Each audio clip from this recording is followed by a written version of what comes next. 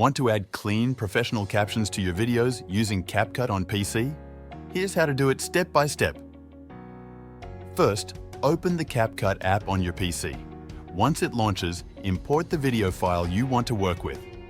After importing, drag your video onto the editing timeline at the bottom. Now look at the top menu tabs inside CapCut. Click on the tab labeled Captions. Once you're in the Captions section, click the Auto Captions button. Choose the language you want your captions to be in, then click Generate. CapCut will automatically analyze your audio and generate captions for the entire video. You can now press play to preview the captions directly on your video. At this point, the captions are visible, but they may look plain.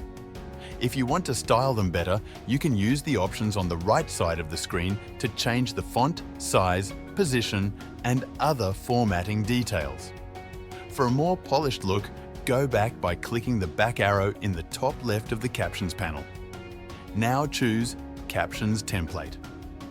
This is a feature available in the Pro version of CapCut, and it offers a library of trending caption styles that instantly improve the visual quality of your captions. Select any template you like, then click Auto-Generate Captions again. Now press play and you'll see the difference.